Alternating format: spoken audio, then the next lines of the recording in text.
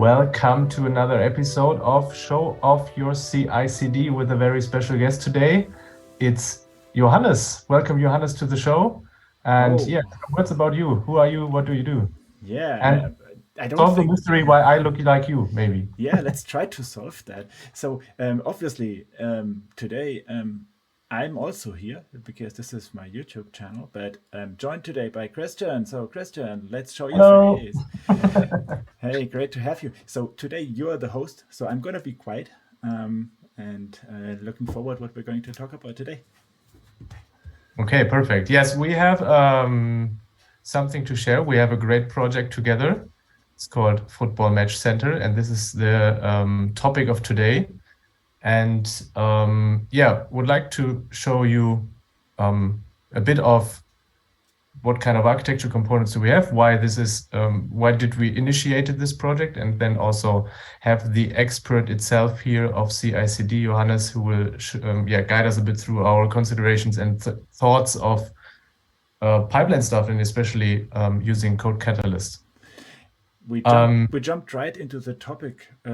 A lot of people might not know you, Christian. So, who are you? Oh, yeah, of course. I'm Christian. I'm working as a solutions architect at DFL Digital Sports. So I'm very close to the cloud and close to football. Live here in Germany, in Cologne. And I'm also an AWS community builder in year 3 now, which I'm very proud of. Congratulations. Yeah, thank you. And starting this year, we thought about, hey, let's make a community project. And okay, it's kind of obvious that it must have to be something that is football related. And Football Match Center was, yeah, I proposed it to you, I think.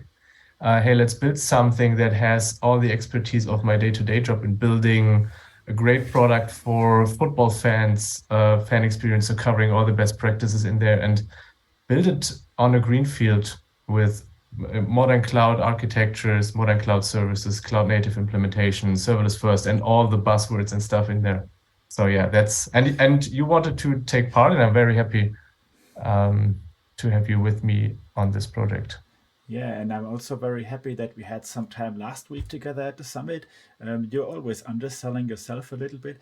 You had 2 talks last week at the summit, right? So I think that is really amazing, and well, congratulations to that as well. How did you like it? That was very exciting, also a very great experience. So also upfront, preparing 2 talks for one conference is kind of a challenge, especially 2 new talks. So, but everything worked out. I got great feedback and a really good audience. That was a very funny day. Yeah, the developer lounge was completely full in your talk, right? So that was also really good to see. And there's, I know someone that I've never met in person, but you heard of him as well. Even the keynote on the AWS Community Day in Germany this year, it's Gregor Hope. He gave 4 talks at reInvent last year, as far as I know, right? Yeah, that's So crazy. Yeah. there's still a bar to raise, I would say.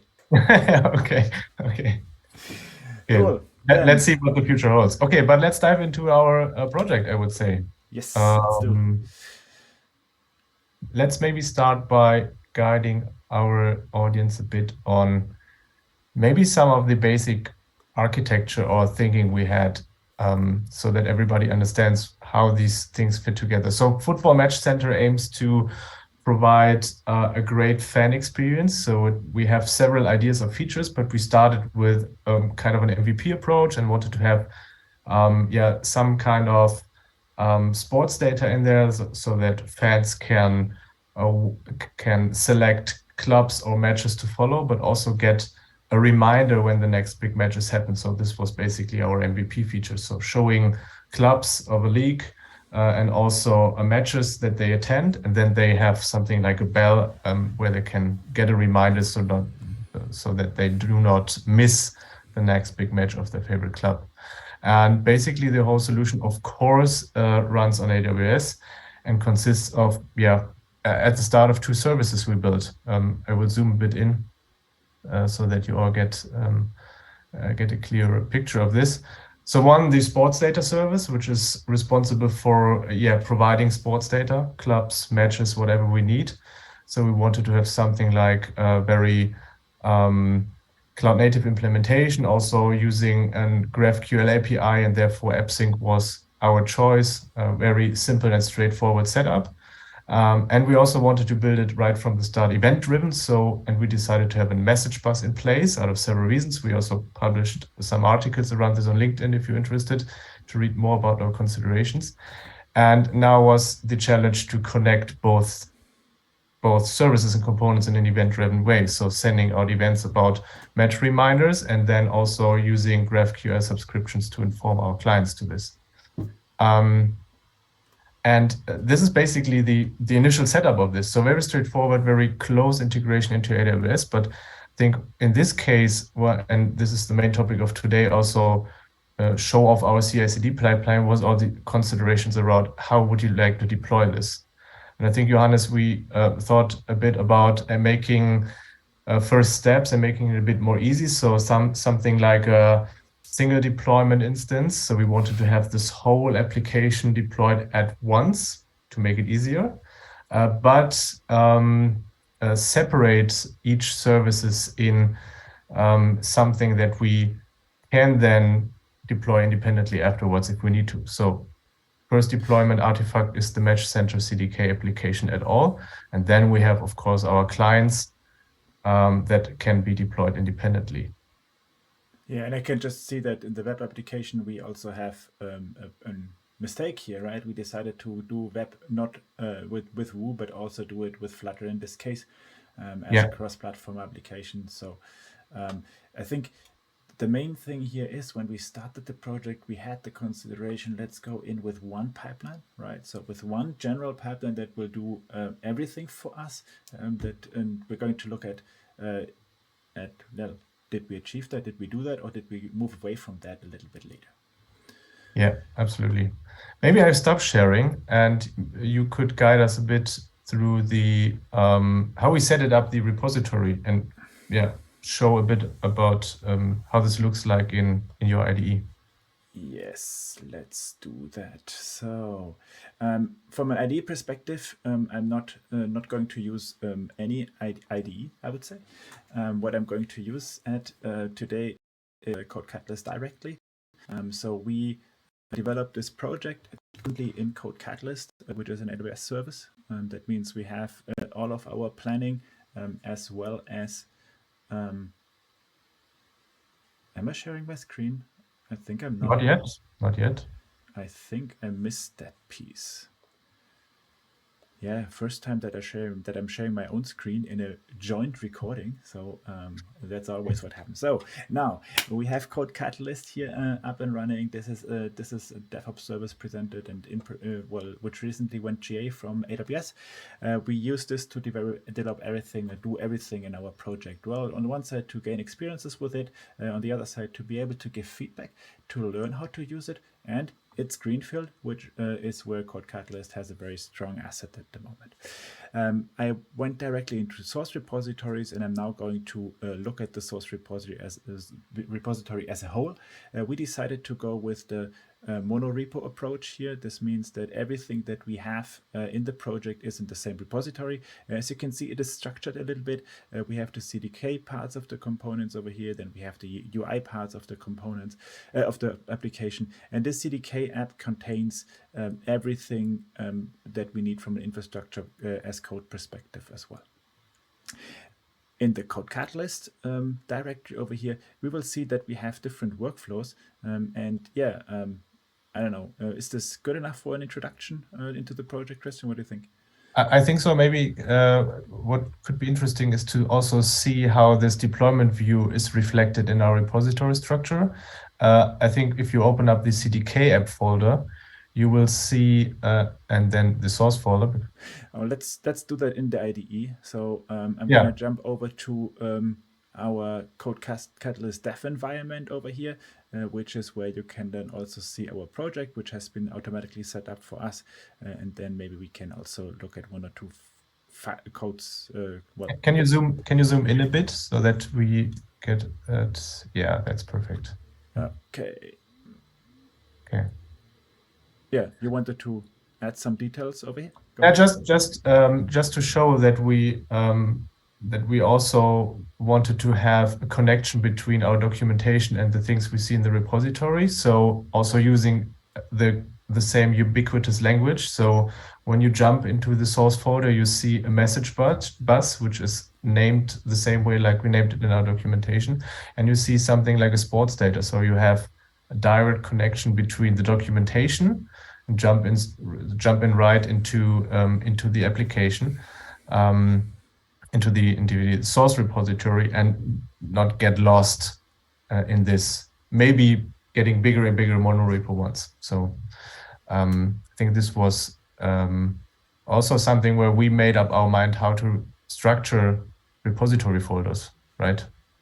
Yes. And you came up with a proposal I never used before. So having this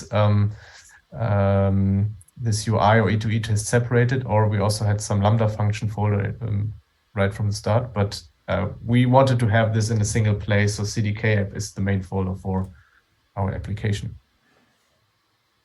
At least for the infrastructure components that we have, right? And for the backend services. On the other side, the UI part here contains everything that we need from a user interface perspective.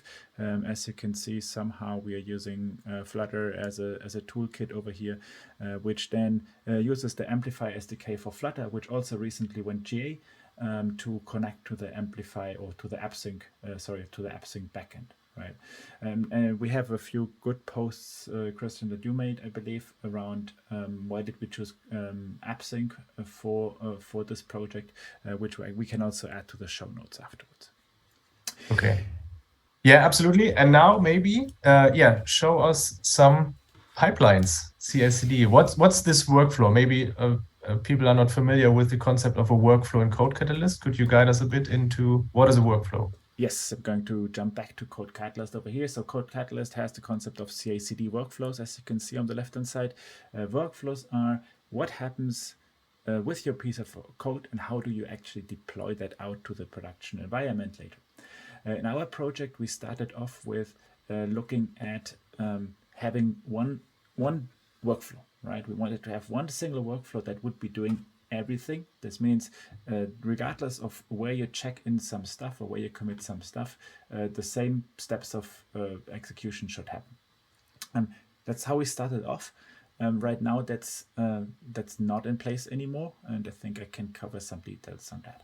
Before we go there, from an overview perspective, you can see that we do have a specific workflow that is executed on branches, so specifically on pull requests. Then we do have the UI deployment workflow. This will take care of the UI components which we want to bring to the environment. Then we have the CDK deployment, which is all of the infrastructure deployment. And then last but not least, we have a pull request workflow that does some specific checks right now. As you can see, they have not yet been executed now on the main branch. But if you work on a feature branch and open a pull request, then you should be seeing executions for this pull request workflow, which will then give you some details. Okay. Sorry. So to summarize, a workflow is kind of something that is executed on a trigger, on an event, that has then some steps that are automatically processed. And the trigger can be a pull request or something else. Yes. Okay. Yes, that's correct. And I have some videos to explain how workflows in CodeCatalyst work, right? So I can link that in the show notes as well. Main focus for me really is to show our pipeline the way that it is and explain a little bit why did we move away from UI, from having one central pipeline. Okay. Before you show this, how do I create a workflow? Do I have a visual canvas? I see some YAML files in there. Yeah, so you have multiple possibilities here, right? So on the one side, you can do the easy way. You can create a workflow over here, put it on a specific branch or on an existing branch. Then you will also get a visual. The cool part here is that the visual is already directly combined with the YAML file, so you can just quickly jump from visual to YAML. The visual sometimes help you to not having to remember all of the all of the things that you need to do. so all of the YAML descriptions, I do not like YAML, to be honest, right? I very much hate YAML. I But still YAML likes you. no, I'm not sure. At least I'm talking to the CodeCatalyst team here to get something else than YAML. But as you can see, there's some built-in actions that you can use, but there's also the possibility to reuse existing GitHub actions, right? Which is pretty cool. Now, the moment that you add one of those workflows, you can do the configuration over here, but you will also get the YAML, right? Automatically updated. And this is pretty cool. This is something that I've not seen in other CI/CD tools. What I, however, today mainly use is the integration within the IDE, right, where I can build my YAML files over here. I can treat my configuration as code as well, so my pipeline as code. And the moment that I push the pipeline code, right, let's look at, I don't know, the UI deployment pieces. We can go into details. Sorry, Johannes, maybe zoom in a bit so that you can see this better. Yeah, perfect. Yep. So the moment that that I change something in the code over here and I commit it to the branch, the visualization and the execution of the workflow will also be updated, right? So that's how you build workflows, and I use mainly the IDE to build my workflows today. Okay, cool. So yeah, let's maybe show you one example. Let's maybe talk about the CDK deployment. What's happening there? Yep, let's have a look on that. So the CD and maybe we can, yeah, CDK deployment is our backend infrastructure.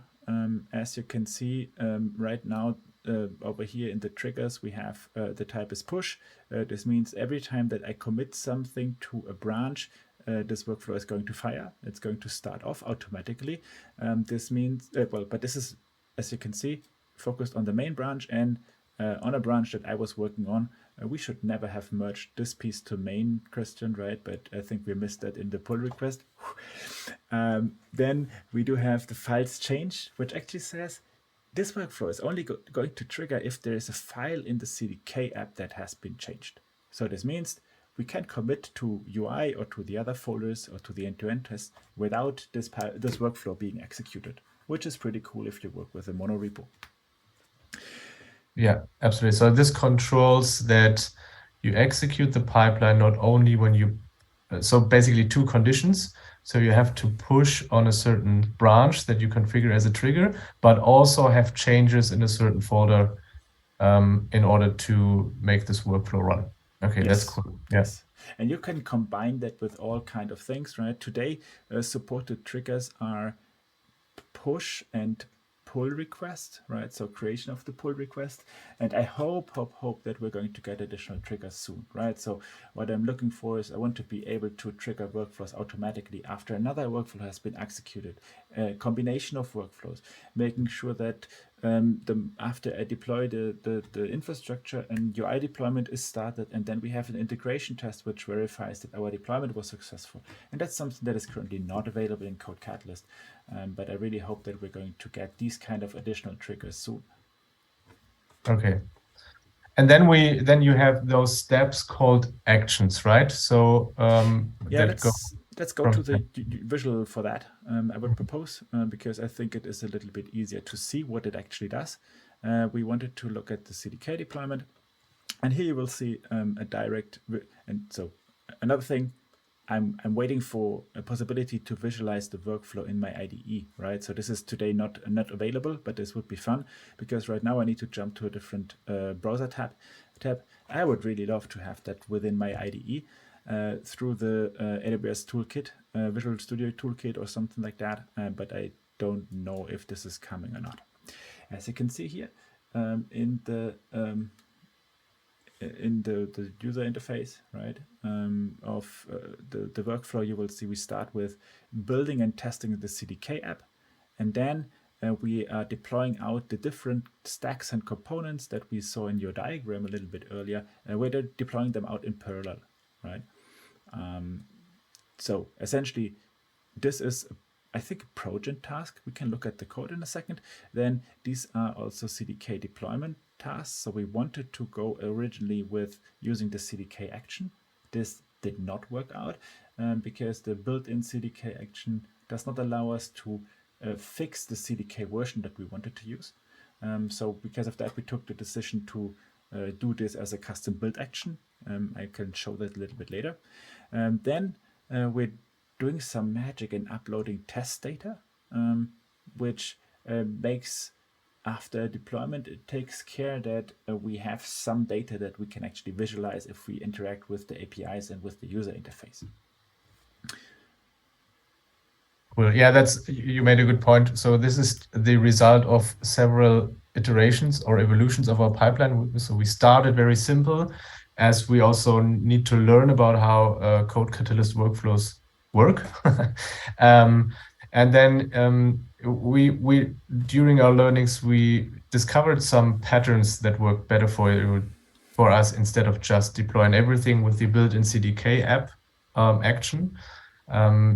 Like you mentioned, we use Progen for this, and Progen has its own kind of scripts or I would say fast tracks on how to handle the underlying CDK version.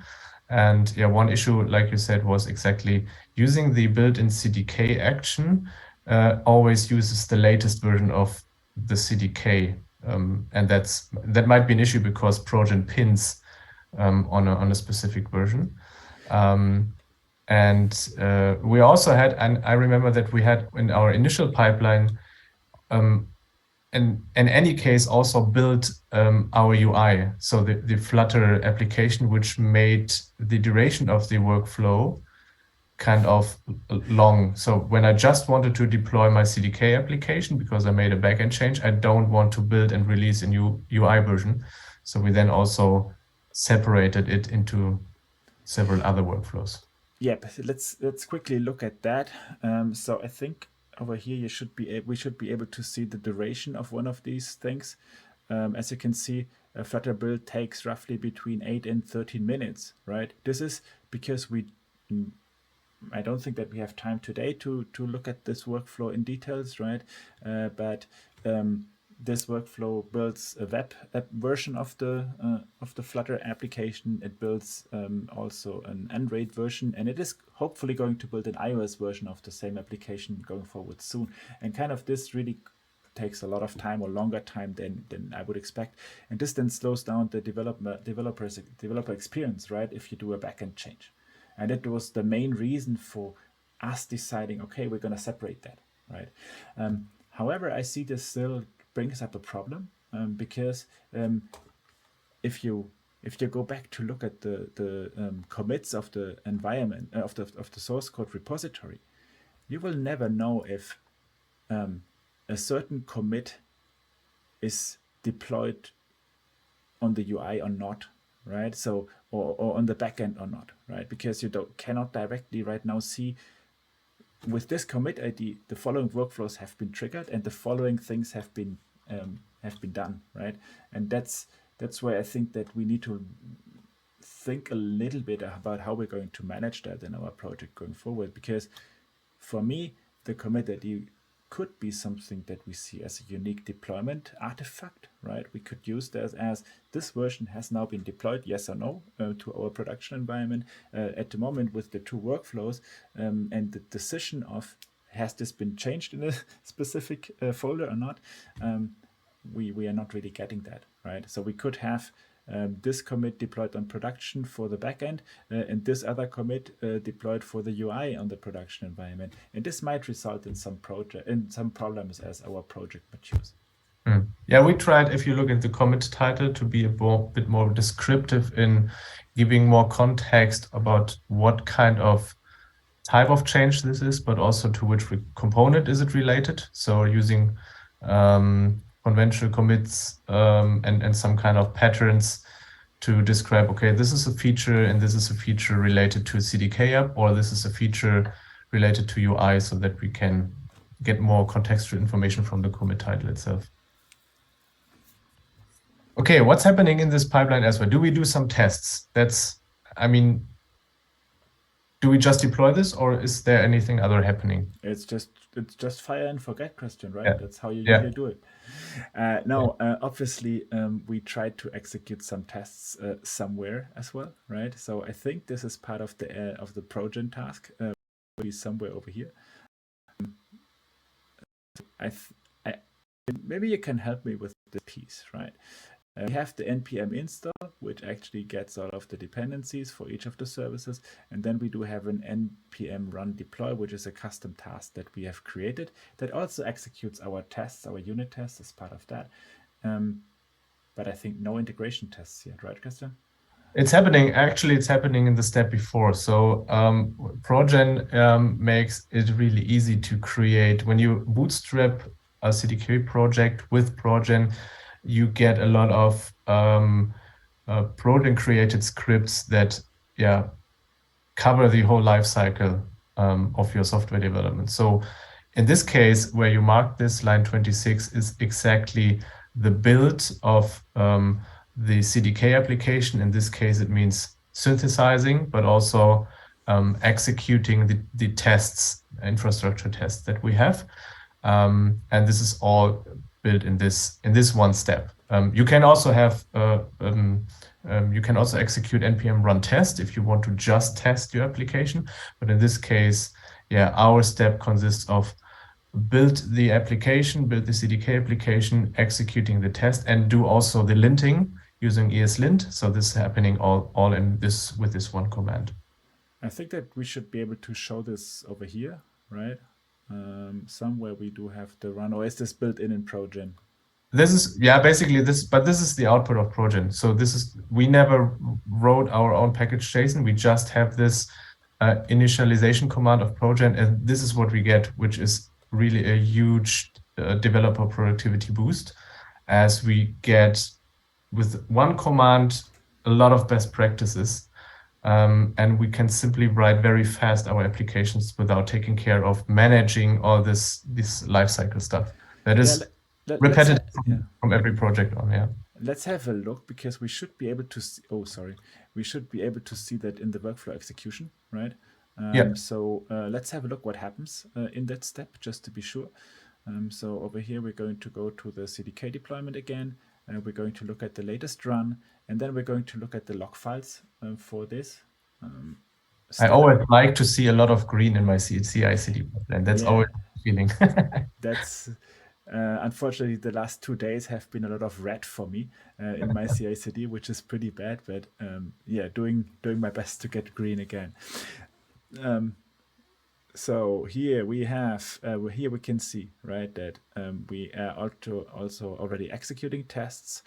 We have some test coverage as well, which has been built in as well, and then we execute the linting down here, right? So this is part of the pipeline itself directly, but it is not implemented as a custom step in the pipeline. It is implemented as part of the development flow at the end, right? And so it executes locally, right? And I think that we are also doing some local execution using pre-commit hooks, right? Yes, I'm a big fan of commit hooks. I'm a big fan of getting fast feedback, and I have made good experience using tools like Husky, for example, or LintStaged, something that. And this was also an interesting learning from us, how we have different kind of way of workings. So I'm the guy of preferring getting feedback directly in the IDE as fast as possible. So also getting feedback if is it good to commit this? Do my tests pass and execute it locally? And therefore, this is really a good mechanism for me using Git hooks to get this fast feedback. And your approach is a bit different, right? Yeah. So I do hate your pre-commit hooks. And I do hate the pre-push hooks. Hate is such a bad word. Okay. Need to find another one. I have the feeling that the pre-commit hooks slow down my developer experience, to put it that way. It's because I'm usually the guy that commits 10 times per minute, right? And then waits for the pipeline to do its magic and give me a feedback on whether I was successful with my change or not, right? This comes from the from the challenge that I have personally been always working on different machines, right? So I switched from a mobile device to a laptop, to my personal laptop, to my work device, to my normal PC, and I switch regularly per day. And then if you always need to maintain your environment to be kind of working, that was always a challenge for me in the past. But we should But ask the audience, we should take the moment to ask the audience to put it in the comments. Who of us do you want to work with more likely? So do you prefer to work with guys like me that have this fast feedback, or with guys like, I mean, you would like to work with both of us, of course, but from the perspective of this special topic, what kind of things do you prefer? Would be very interesting.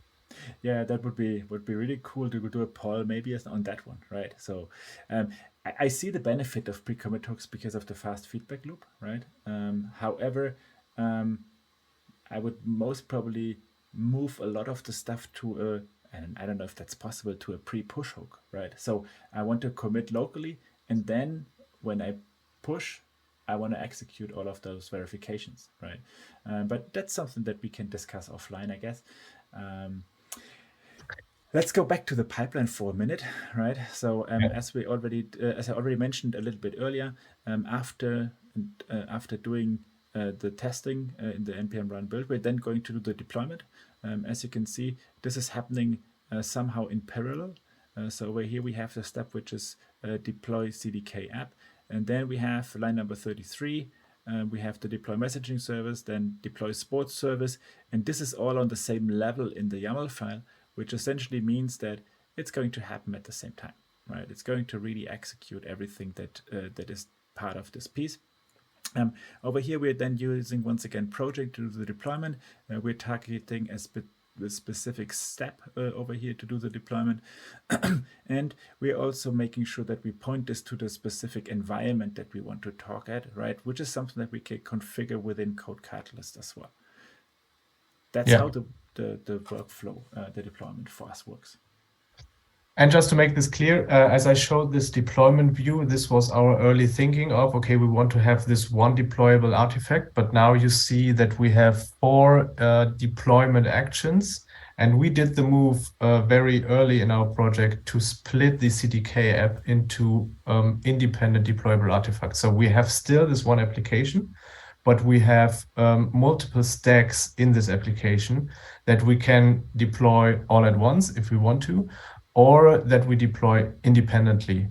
And this gives us the flexibility to branch out our deployment phase and let CloudFormation handle evaluating if there are changes or not. We just simply execute all those 4 deployment commands in parallel. And yeah, CloudFormation does the magic of detecting changes and deciding, yes, there needs something to be updated or not. Yep. And I think we're going to stick to that way, right? At least for now.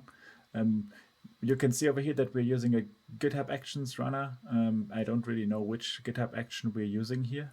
I think this is just a default build thing. Maybe that's something that we could also correct going forward. But at the end, we are just executing this build steps over here that finish off the deployment. And then we have that upload test data step where we're once again using an npm progent task, right, to upload our test data. And here, this is one thing that I want to change. I was not really able to do that yet, right? We're using the matches. We're using a hard-coded value for the matches table. This would be something where I would hope that out of the workflow step, out of the previous workflow step, I should be able to hand this over somehow to the next workflow step. So that's an improvement that I want to do. And then, as we're kind of approaching the end of what we had planned for today, things that are missing in this pipeline, obviously at the end, is a final smoke test, which verifies that the deployment still is working, so that the environment is still available.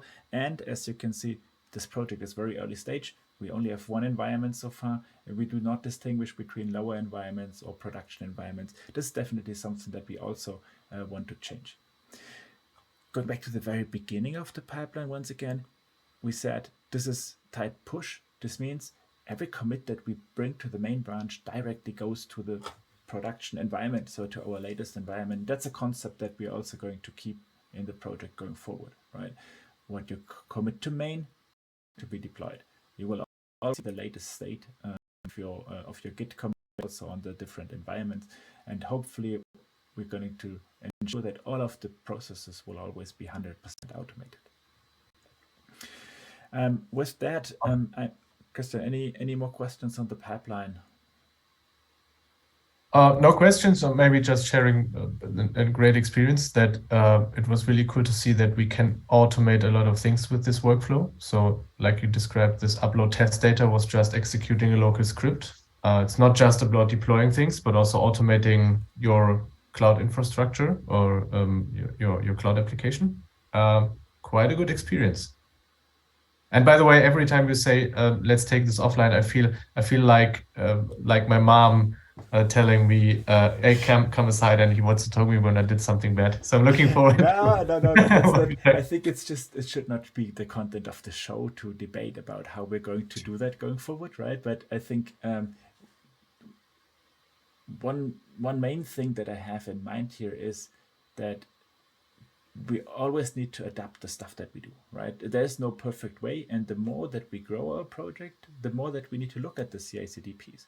And this is why I've been talking a lot about we need to ensure that CI/CD is seen as a core component of software development, right? That it is that we start our projects with CI/CD, and that with every decision that we take from an architecture, this is why I love to work with you so much on this project, we think about how we're going to deploy that, right? So this is not a Johannes built the CI/CD pipeline. This is a Christian and Johannes collaborated to decide on how we're going to do the CI/CD pipeline. This is how I believe that software teams should work today, right? Which is why I really think that this is really important. Yeah, some people might call this DevOps. Don't use that bad word, right? Why is it bad word? Because then my mom telling me, come by, we take this offline. So some people will say this is platform engineering to build that, right? But what I mean, DevOps, yeah, I mean it more like it was not just your responsibility to build the CI/CD pipeline. It was it's the responsibility of everyone, and but you really pushed it hard in the project to do this right from the start, not just working everybody in their local environment or sandbox environment, but thinking about CI/CD right from the start when you initiate a project. And this was really helpful.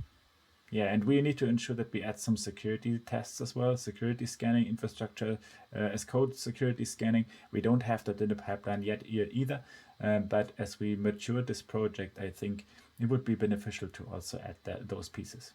My code is always secure. You can count on this. That's true. You heard it here. Yeah, of course. Not online. That's awesome. Cool. You got any other questions for me? Not really. It was a great show. I hope so. People will decide, not me. I hope everybody learned a lot. I can encourage everybody to initiate a project like this. So it's really a huge learning opportunity for us to do this. And I mean, if people would like to contribute, how can they reach out to us? I would say we use LinkedIn and or Twitter for that. We can put our LinkedIn and your LinkedIn and Twitter in the show notes as well. But we are doing this really as a community-driven project. From a technology perspective, we have Flutter and I think mainly TypeScript right now, right? That's right. But I think we have 3 lines of TypeScript, maybe, because we did everything with event bridge pipes, right? The business logic there is business logic baked into our infrastructure. So that was very cool. So we have due to the cloud native integrations, we have a very good approach and a fast approach to build something, create value very fast, instead of writing too much boilerplate code in the end. Okay, they're gonna make one last I'm gonna fire one last rocket to the CodeCatalyst team. We would love to show you. No. We would love to show you the code of the project, but CodeCatalyst does not have a read-only view right now, and CodeCatalyst would be billing us if we invite you all to our space. So if you want to contribute, feel free to reach out. If you want to see the code, you will need to rely on our blog posts and LinkedIn posts where we publish parts of it. And I really hope that the CodeCatalyst team gives us the possibility to have something like a read-only view to source code repositories or to projects as a whole going forward. And I've heard that there might be something that we can wait for in the next month. At least that's what I hope. But before we show our code public, let's clean it up. Let's clean your code up. My code is perfect, Christian. Okay, good. You heard it. Okay. So thank you so much for hosting my show today, Christian. And thank you for having me. Yeah. And have a great rest of your day. Bye-bye.